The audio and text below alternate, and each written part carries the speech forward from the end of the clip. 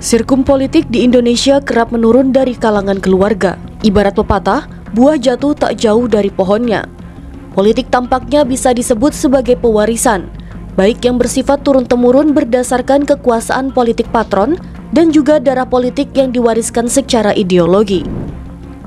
Kemunculan Kaisang Pangarep, putra bungsu Presiden Joko Widodo, secara mendadak menjadi Ketua Umum Partai Solidaritas Indonesia atau PSI, membuktikan bahwa politik cenderung diwariskan dari kekuasaan yang dimiliki orang tua. Kaisang sendiri mengakui dirinya bisa menjadi Ketua Umum Parpol, salah satunya berkat keistimewaan sebagai anak presiden. Kaisang bisa disebut menjadi Ketua Umum lewat politik simsalabim. Hanya 2 hari setelah terdaftar resmi menjadi anggota Parpol, Kaisang langsung diangkat menjadi Ketua Umum PSI. Tapi sebenarnya kisah anak presiden menjadi Ketua Umum Parpol di Indonesia bukan cerita baru.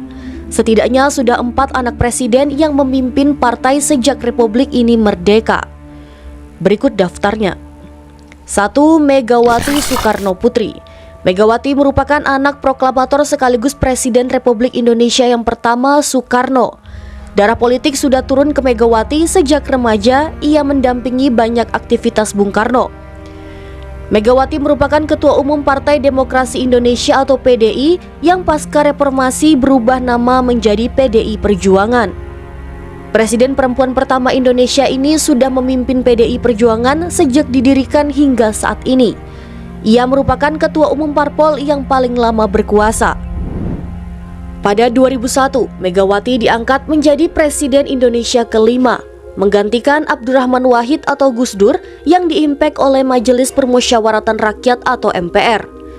Hingga saat ini Megawati masih menjadi Ketua Umum PDI Perjuangan yang dikenal berpendirian teguh dan keras. 2. Hutomo Mandala Putra atau Tommy Soeharto. Tommy Soeharto adalah putra bungsu Presiden Indonesia kedua Soeharto. Ia merupakan pendiri sekaligus Ketua Umum Partai Berkarya. Partai Berkarya adalah hasil penggabungan dari Partai Beringin Karya dan Partai Nasional Republik atau NASREP. Partai ini didirikan pada tanggal 15 Juli 2016 bertepatan dengan ulang tahun Tommy dan diakui oleh pemerintah sebagai partai politik yang sah pada tanggal 17 Oktober 2016. Jauh sebelumnya, Tommy sempat bertarung memperebutkan jabatan Ketua Umum Partai Golkar, namun ia kalah dan tak terpilih. Namun nasib Partai Beringin Karya atau Partai Berkarya tak semulus yang diharapkan. Partai ini gagal memenuhi parliamentary threshold 4% sehingga gagal melaju ke Senayan. Kiprah Partai Berkarya pun saat ini biasa-biasa saja. 3. Agus Harimurti Yudhoyono atau AHY. AHY sejak beberapa tahun lalu didaulat menjadi Ketua Umum Partai Demokrat.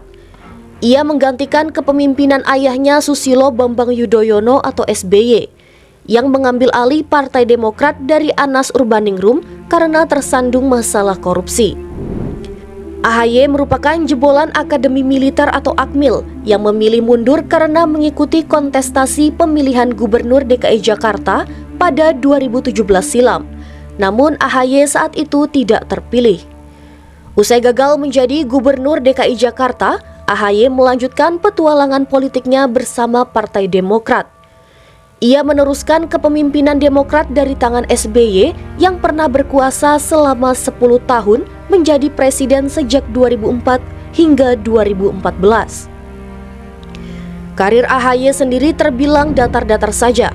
Sempat dikabarkan akan menjadi cawapres mendampingi Capres Anies Baswedan.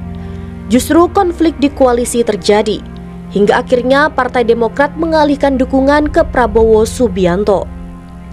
4. Kaisang Pangarep. Kaisang merupakan sosok anak muda yang turun ke panggung politik. Bahkan ia kini menjadi Ketua Umum Parpol termuda di Indonesia. Ia memecahkan rekor sebagai Ketua Umum Partai dalam usia paling muda saat ini dalam usia memasuki 29 tahun. Pada Senin 25 September 2023 kemarin, Kaisang didaulat menjadi Ketua Umum Partai Solidaritas Indonesia atau PSI. Putra bungsu Presiden ke-7 Indonesia Jokowi ini dengan mulus melenggang menjadi pemimpin parpol. Kaisang sendiri sebenarnya tidak memiliki pengalaman politik praktis yang memadai. Namanya moncer saat meluncurkan bisnis kuliner bernama Sang Pisang yang sempat laris manis. Kaisang berdalih turunnya ia ke panggung politik atas dasar inspirasi dari ayahnya Jokowi. Ia mengajak anak-anak muda yang warga yang berpikiran muda untuk turun aktif ke ruang politik, salah satunya lewat partai politik.